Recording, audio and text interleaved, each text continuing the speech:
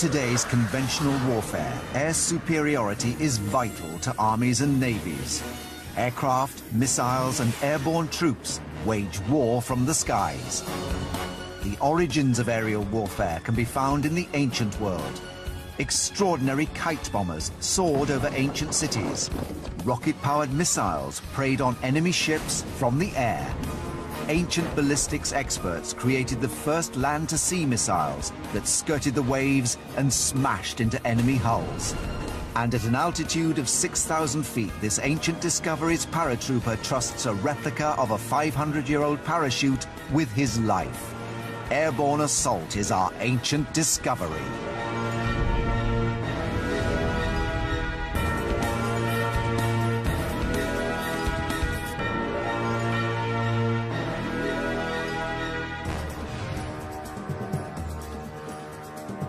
The medieval city was more than just a dwelling place. It was a fortress defended by monumental walls and towers. Some, like the great city of Constantinople, now known as Istanbul, had a series of walls and ditches. Others had single walls so massive they still stand after thousands of years. Attacking a well-defended city was a long and difficult process. Every tactical or engineering advantage was explored and exploited.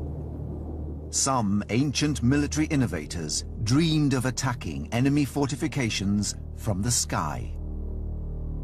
Here in the library of Christ Church College in Oxford lies a 700-year-old book that reveals an extraordinary airborne assault weapon, the kite bomb.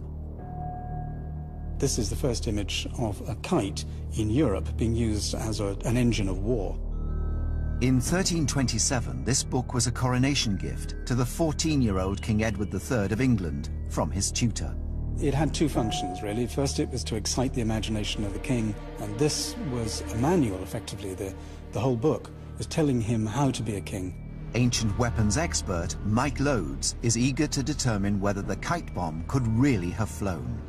He aims to build one and drop bombs from the sky, as may have been done 700 years ago. He's come to Oxford to examine the original manuscript.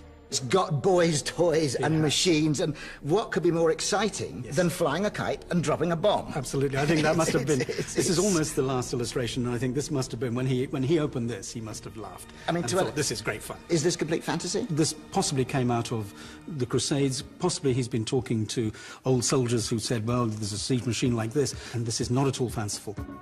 There's some evidence that kites were used in warfare in the ancient East, and the Middle Eastern empires of the ancient world had long mastered the art of explosives. European Crusader armies returning from the Holy Land brought back more than just gold and treasure. They also returned with ideas, the technology of the Arabs, the trebuchet, cannon, gunpowder, and, as Mike and Justin suggest, the kite bomb. Could it have worked, do we think? Well, this particular engine, I think, is very practical, and it essentially is a kite. It's a very large kite. It's holding, as we can see, some kind of device, which may be a bomb. The bomb would have been an incendiary device filled with naphtha or Greek fire, a highly flammable petrochemical substance known to the ancients. Like many petrol-based weapons, it was very hard to extinguish, even with water. They would often fling it at castles in great slings and trebuchets and things in earthenware pots. So it would seem to me that's very likely an earthenware pot. But of course you wouldn't actually want to burn a town down, would you? Well, no, it's the last thing you want to do is destroy the town. You want to take it and keep it. So largely this is to frighten the inhabitants of the town into giving up the keys. Many mysteries persist surrounding the kite bomb. Why are there 3 men holding it? And what is the large spool-like device they're standing next to? The best way to find out whether the kite and its firebomb would have worked is to build one and test it. Armed with his research, Mike has assembled a team of experts to reconstruct the weapon. My imagination has just been racing, and one can only imagine that the young Edward III's imagination must have raced as well. I bet he tried it. I bet he got some men to try it, but we're certainly going to try it. I really think it's anybody's guess if this thing is going to work. I mean, certainly in 1327, this was just the most astonishing concept of dropping a bomb from the sky. Based on their knowledge of medieval technology, Mike's team has recreated in detail the world's first aerial siege weapon. What I love about what you've done here is you've filled in the 3D bit, because all we've got in the picture is this two-dimensional post. It's obviously there for a function. We know there are 3 men involved, and we can get sort of correlate how much power they're going to be generating. So, I mean, we can get some idea of how substantial the whole thing needs to be. Because I think that's what the artist is doing with the picture. With his 3 men straining, he's saying this is an incredibly powerful weapon. And he's trying to sell the power of the thing with the props, with the men, and with this. Martin Lester is a specialist kite maker. But what I love about this is it looks exactly the same as the one in the drawing. And what sort of surface area have we got here? It's about 30 square feet. It's about 7 foot high, 5 foot wide. The cloth for the ancient kite would have been silk and the wooden struts willow. The thing about using wood and silk is that there's no guarantee that everything will flex the same amount. You need a long tail to help stabilise it and counteract any imbalance in the head of the kite. I'd quite like to see it up there. Let's do that now. What do we have to do? Well, I've got the line tied on.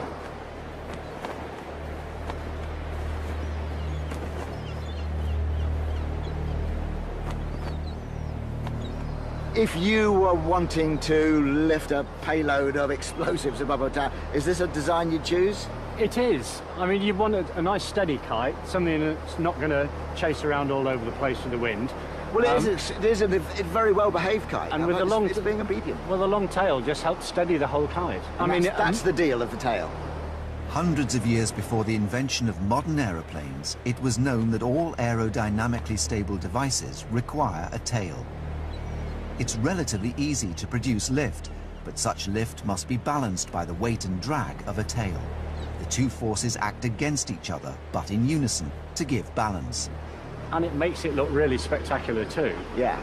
So, is this, do you think, just a spool to wind it in when we finish, or could it serve some function?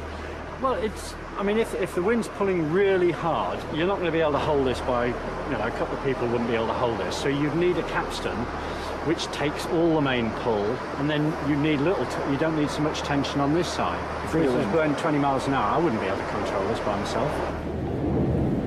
The weather turns and it begins to rain, but Mike and the group continue with their experiment.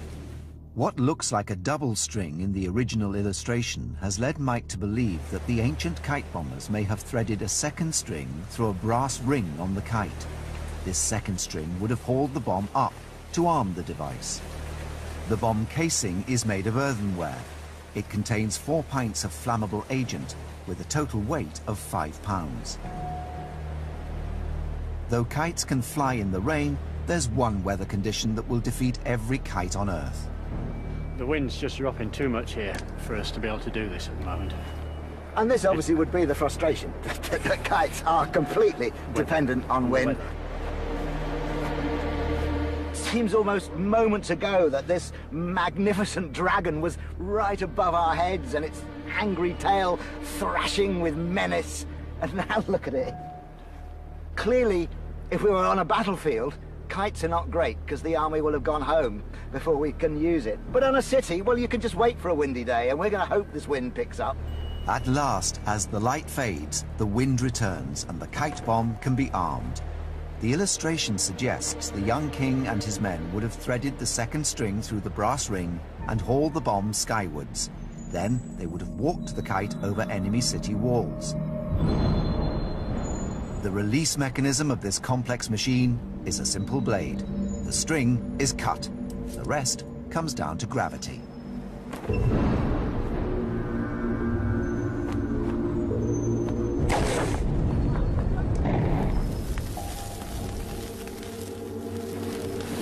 Look at this!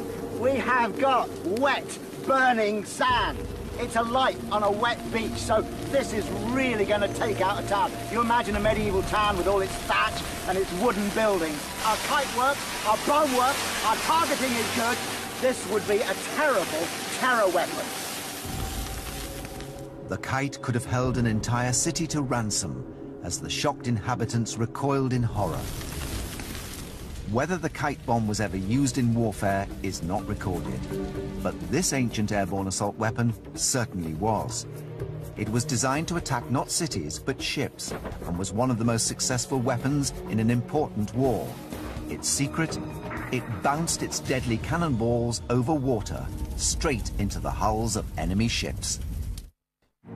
In 1452, the Turkish Sultan Mehmet II prepared to lay siege to the great city of Constantinople. Protected by 14 miles of walls, 15 foot wide, the city was thought by many to be unconquerable. This only made the Sultan want it more. His father had besieged the city, his grandfather had besieged the city, all his ancestors had been trying to take Constantinople. He wished to be the Sultan who achieved this great feat. In order to succeed where so many had failed, Mehmet realized he needed to weaken the city by cutting off its supplies. This meant severing its major supply route, the Bosphorus. Constantinople is situated with ideal connections by sea to the Mediterranean, to the Black Sea. So its water routes were vital to its prosperity and vital to its security too. Mehmet immediately put his plan into action. He decides to build a major fortification to cut shipping up and down the Bosphorus. At the channel's narrowest point, he built a castle called Rumeli Hisar, opposite the older Turkish fort of Andalu Hisar. Together, the two fortresses could control all traffic through the strait. To prevent ships passing through, Mehmet relied on his cannon. A familiar sight on the battlefields of medieval Europe, the cannon was a powerful weapon that could fire a stone ball up to 3,000 feet.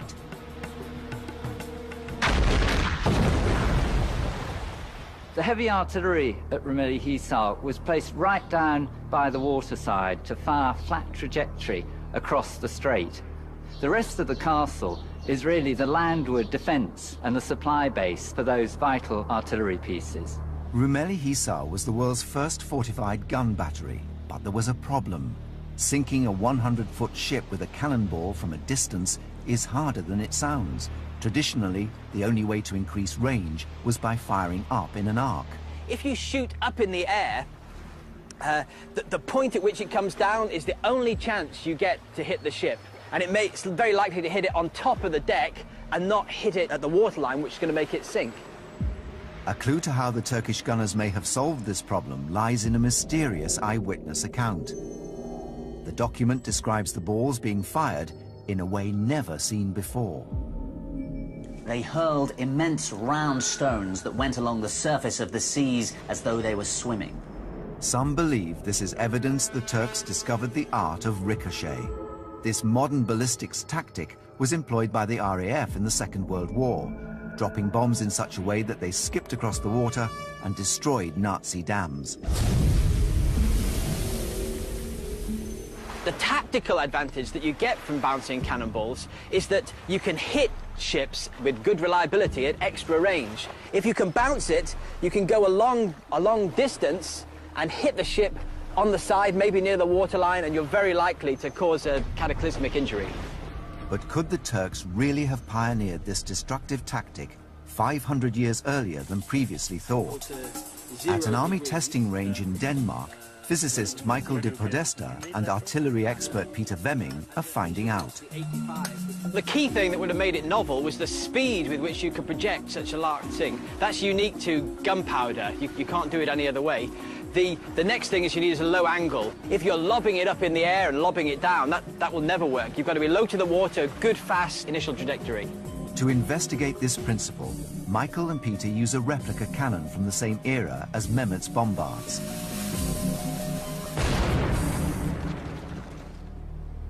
The ball hits the water at 300 feet per second and bounces first time. A closer look at the physics shows how the water repels the ball. First of all, if we look at why the critical speed is important, if we take the ball and try and move it through the water, we can see that at a low speed, the particles of water, the molecules are moving around and they're getting out of the way of the sphere and they're flowing around it. And if we increase our speed to beyond the critical speed, we'll find that the water effectively acts as a solid, and that if we hit it fast enough, the ball can't penetrate it at all. The ball continues on its path, bouncing 5 times over 1,000 feet. If we zoom in and take a look at what's happening at the contact point, we can see that the cannonball has scored a long trench in the water, and the water's piling up in front of it. And at the last point of contact here is we're going to have forces acting on it. One component of the force is going to be a drag, which is acting this way. That's going to slow the cannonball down. But we have another factor, which is the upwards force, which is called lift. And if that force is great enough, it will actually throw the ball out of the water, and we can see it carrying on its journey here. And that will allow it to carry on and potentially make further bounces further on down the water. The ball may have bounced, but it didn't hit the target. Any ship would have sailed away to safety. This calls for a recalculation of the elevation of the cannon. They had fine directional stability, but it went too high, 1 meters above, and then it went down and bounced. Beautiful. It was a beautiful shot, but so we have to correct it now, get it maybe half a degree down. I think down a little bit. But not much. Not much. Yeah. Once adjusted, the cannon is fired again. Once again, the ball can be clearly seen bouncing across the surface of the water. This time it smashes into the target, driving a 6-inch hole through the solid wood. That was amazing and a bit lucky. What do you say? Oh, yeah. Just down at the bottom right there?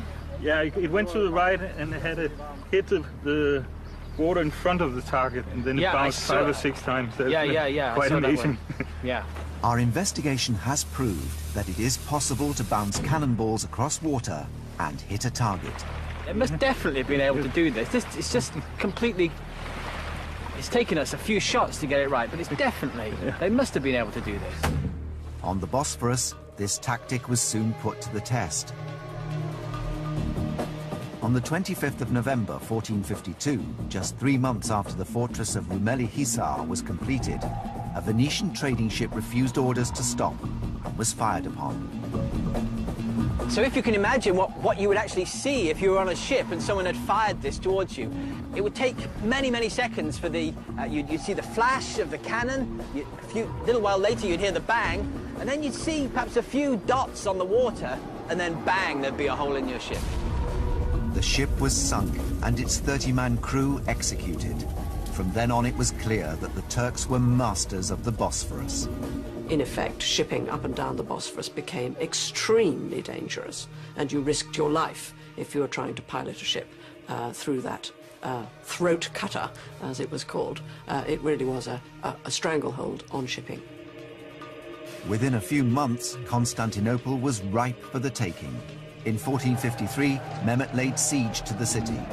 Without its principal supply route, the city held out for just 8 weeks before falling to the Turkish onslaught.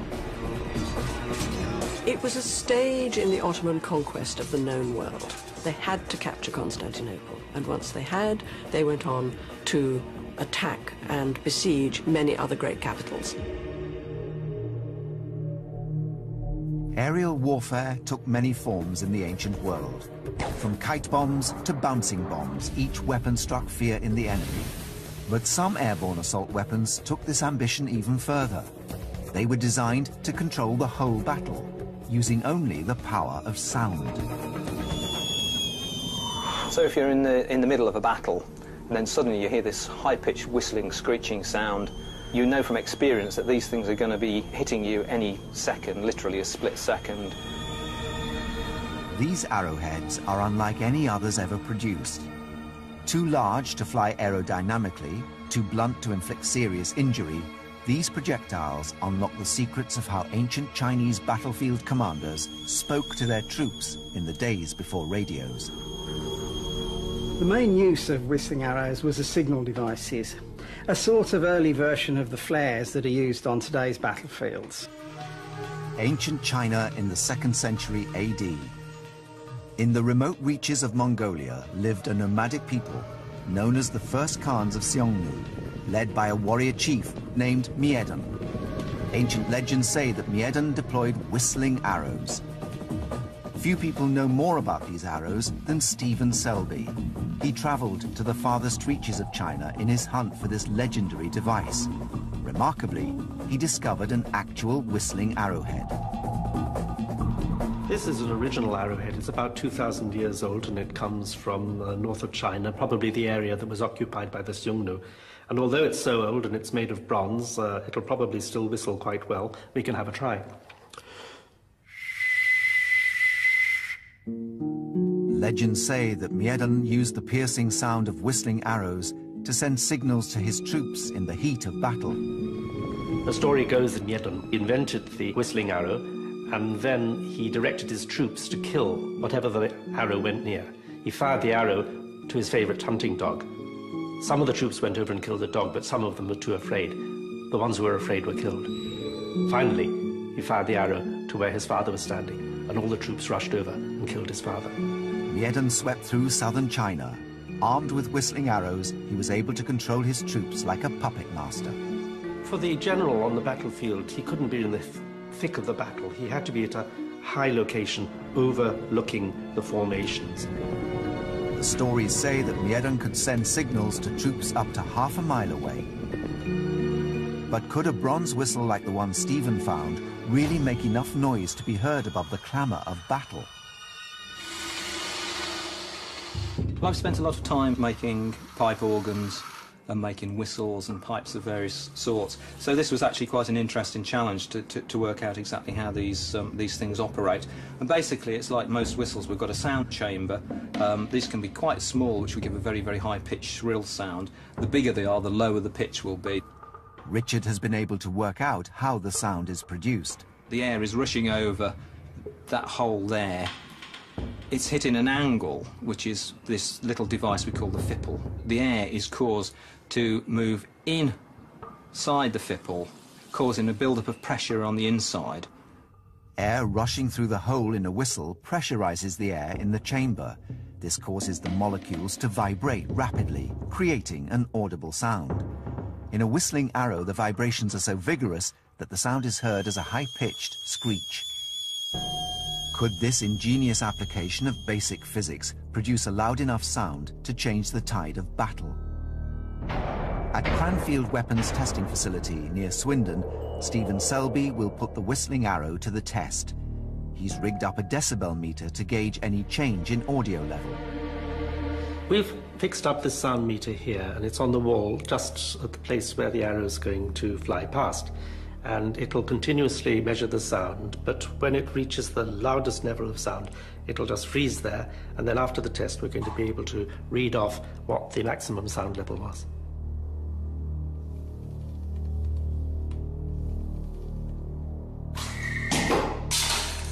Richard's arrow has produced a loud whistle. This meter here has given a reading of 86 decibels, and I think that that's quite good and loud, and it should have made a pretty good impression on the battlefield. This is over the legal noise limit for motorcycles in Britain and the whole of Europe.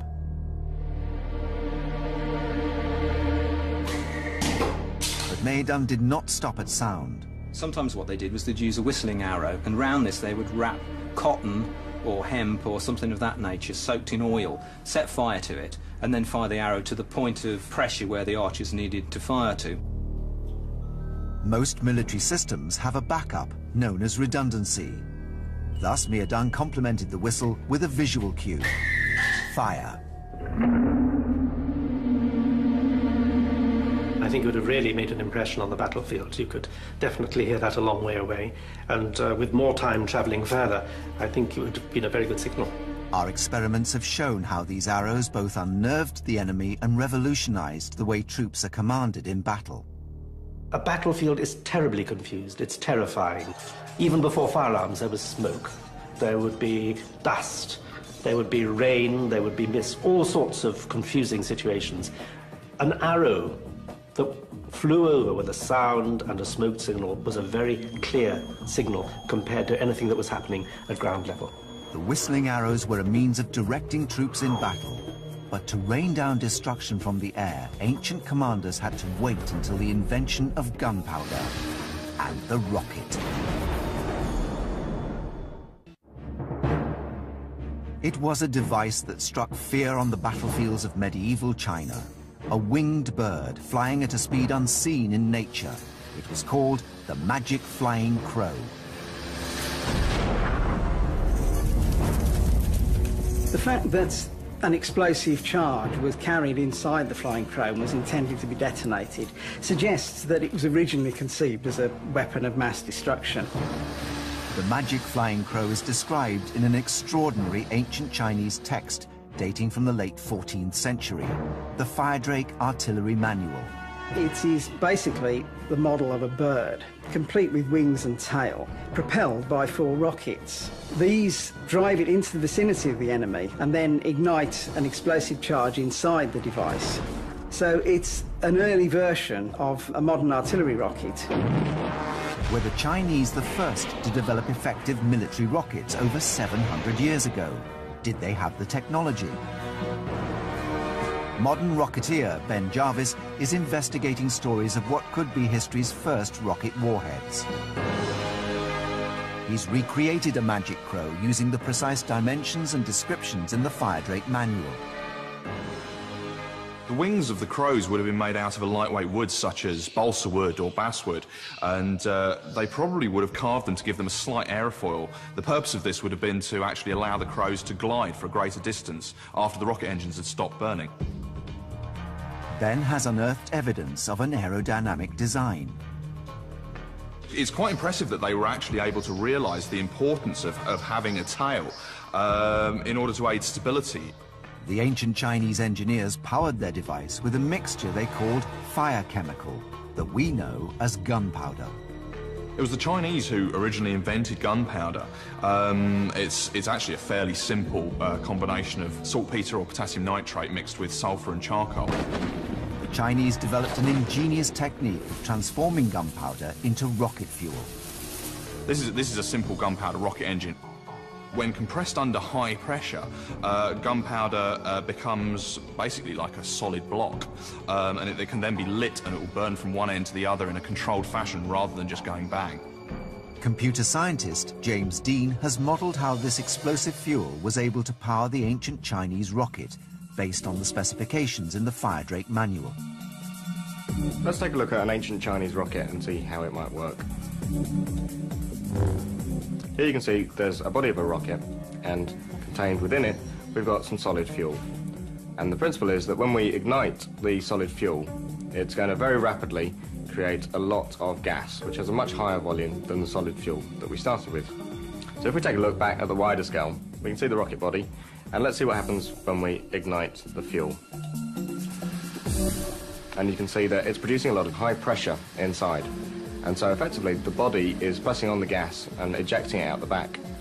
And because of the principle of every action having an equal and opposite reaction, the gas in turn applies a force to the body, which is what accelerates the rocket and makes it travel off in a straight line. This simple principle of physics powered the rocket and its deadly payload.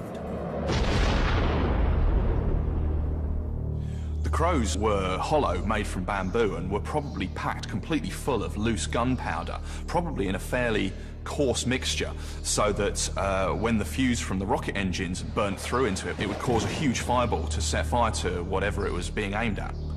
We've done all the work we can. We've built what is hopefully a fairly accurate historical representation of one of these exploding crows. All we can do now is go and see whether or not the world's earliest cruise missile ever actually would have worked. Ben Jarvis has teamed up with explosives expert Paul Birch to explore the destructive power of the magic flying crow.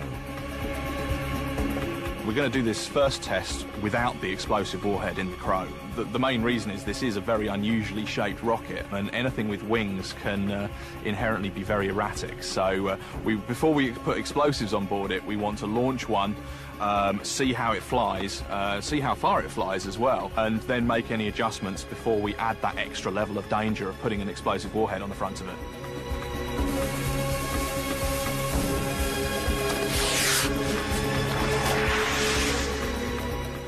Test flight reveals serious problems with the rocket's structure. It tried to accelerate to like sort of, you know, over 100 miles an hour in less than a second, and I think the aerodynamic forces on the wooden wings and tail were just too much and they just tore off. The ancient Chinese had many years to lots and lots of gunpowder to experiment with to get these things to work. So given that was our first test, it's not surprising that it wasn't 100% successful. Ben hopes that less powerful rockets will be more stable. Each engine now holds only half the amount of gunpowder as before. He prepares for a test with a full explosive payload. He's set up a 20-foot wide target 140 feet away. We think with these more gentle engines we're now using, we should actually get a proper straight flight.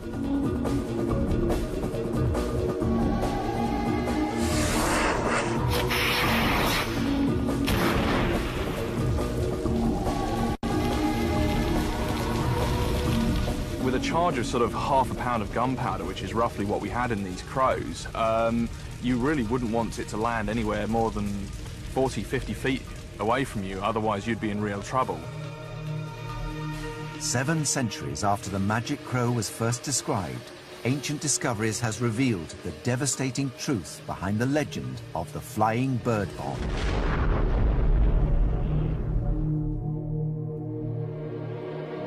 All the devices we've investigated so far have been distance weapons, but wars are won by men on the ground. No airborne weapon can match the intelligence and versatility of a paratrooper. The airborne assault warrior relies on the parachute to enter the battlefield. Ancient Discoveries delves into the mystery of the first known parachute, with the ultimate test of ancient technology at 6,000 feet. And we'll explore the fundamental principle of the parachute by dropping a man from the sky, holding only an umbrella.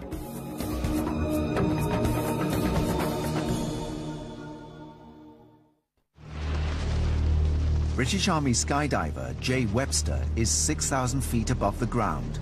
He's about to leap out of a hot air balloon using just 2 umbrellas as a parachute. Jay is investigating an ancient Chinese 12th century text known as the Lacquer Table History. It records how a thief escaped from the top of a 140-foot mosque in the city of Canton by using 2 umbrellas to float to the ground. But is this possible? 3, 2, 1. See ya! Bye-bye.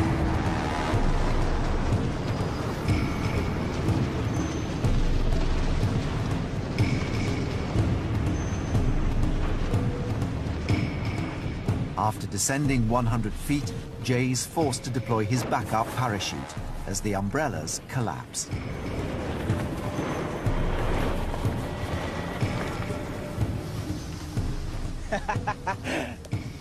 Oh, that was awesome, yeah, it was really good fun. The umbrellas lasted a real lot longer than I thought they would. The main reason the umbrellas worked for 100 feet is because they were able to create drag or air resistance before collapsing under the extreme forces at work during the 120-mile-per-hour descent. By creating a force opposite to gravity, the umbrellas slowed down Jay's descent. This is the principle that underpins modern round parachutes. It may well have saved the Chinese thief's life when he leapt from the top of the mosque. But this was not man's only attempt to conquer the skies. In 1617, the world's first known successful parachute test was carried out from a 4-story building in Venice. The parachute was built by Croatian inventor Faust Verancio. Hardly anybody's heard of him, and it's only now that this has come to light that, realistically, I think that he deserves a lot more credit. Yet much mystery and intrigue surrounds this extraordinary milestone in man's quest to conquer the skies. Although Verancio left a clearly printed diagram of his parachute, he makes no reference to the materials he used or how they were attached to each other. This has led many researchers to doubt the claim that Verancio was history's first parachutist. The search is on to understand how Verancio could have succeeded where other ancient inventors had failed. The greatest Renaissance inventor and artist of all was Leonardo da Vinci. In the 15th century, Leonardo imagined and sketched what is generally considered to be the first design for a parachute. But there's no evidence that Leonardo ever built or tested his parachute. It simply remains a design confined to the pages of history. A century later, Verancio set out his own design for a parachute, possibly influenced by Leonardo's sketch.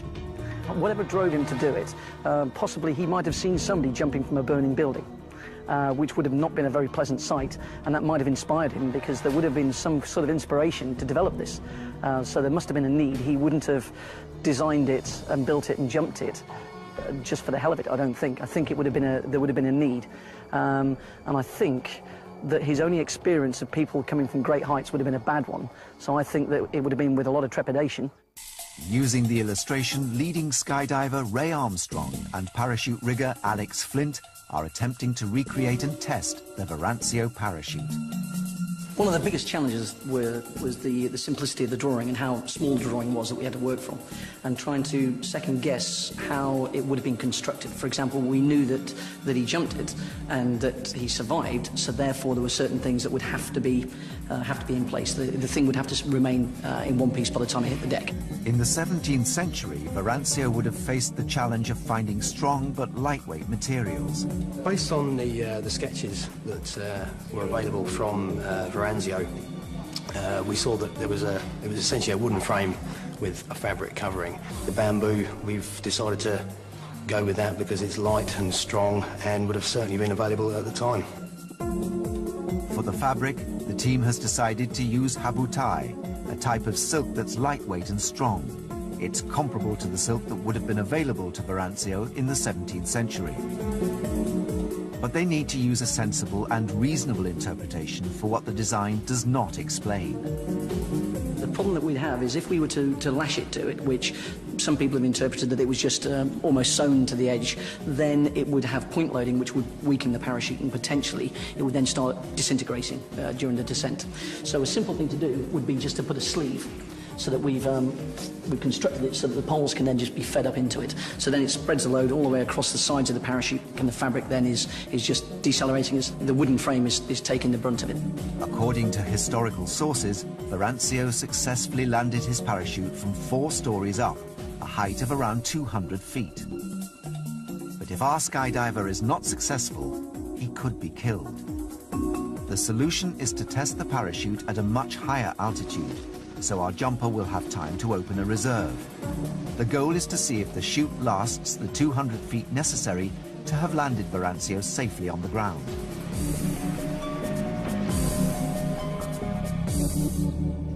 The test day dawns.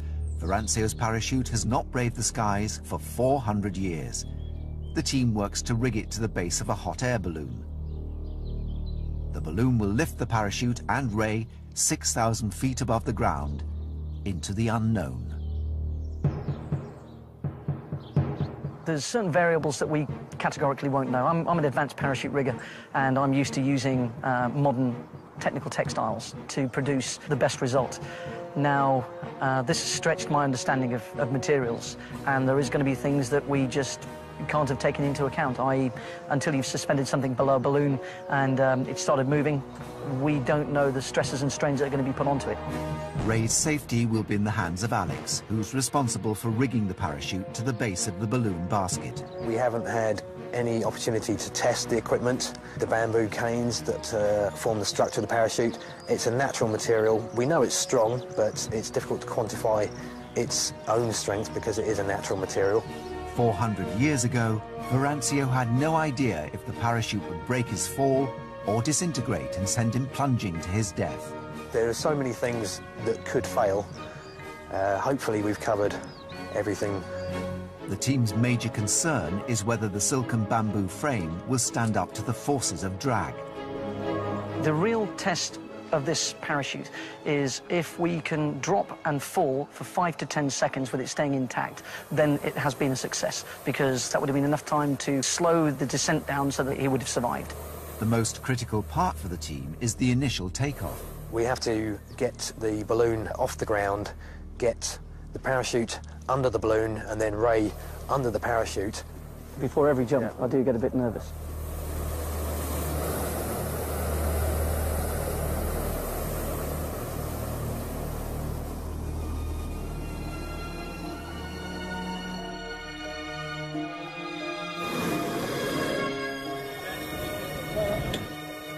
Have a good one.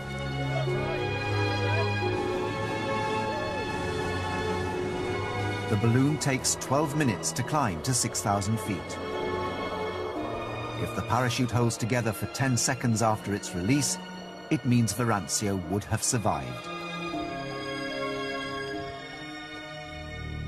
The moment of truth has arrived.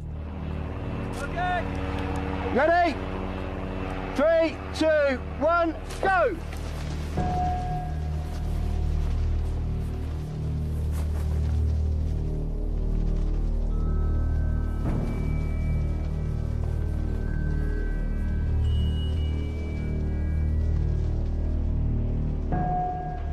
Despite the team's fears that the parachute would disintegrate after 10 seconds, it's still intact after descending for a minute. But can Ray safely land the Verancio design? Suddenly, Ray hits a problem. The wind is blowing him away from the drop zone towards a housing development. The parachute is at the mercy of the elements. For his own safety and that of the people on the ground, Ray has no choice but to hit the release and deploy his reserve chute.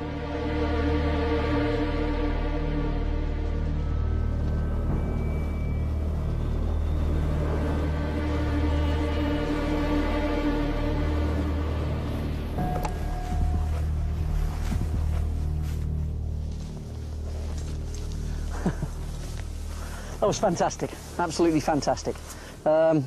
It was far more successful than I could ever imagine it was going to be. I was expecting a descent rate of 50 feet a second, and it was descending at about 22, 26, which is a very, very, very survivable rate of descent. A descent rate of 22 feet per second is comparable to the modern parachutes used by today's skydivers and base jumpers. Like Verancio's parachute, they're shaped more like an aeroplane's wings than the traditional round-style parachute. I was even hauling on some of the ropes to try and distort it, to put some input to steer it, and I did actually get some input and started to move it around, which I categorically wasn't expecting. Verancio's design acted like an aerofoil during its flight. Not only did it create drag, it also created lift. I was even expecting it to start falling apart in the air, but it didn't. So to have 2 minutes of descent, and it was actually, I've jumped more modern parachutes, round parachutes, that weren't as stable. It was a very, very stable platform with a very good rate of descent. It was excellent. Ancient Discoveries has shown that throughout history, military commanders have coveted the destructive power of airborne weaponry. Hundreds of years before modern planes, rockets and paratroopers, ancient engineers endeavored to take warfare to the air with kites, rockets, arrows, and the invention of the parachute. In so doing, they laid the foundations for technology that's enabled man to conquer the skies today, with machines designed to deliver the shock of airborne assault.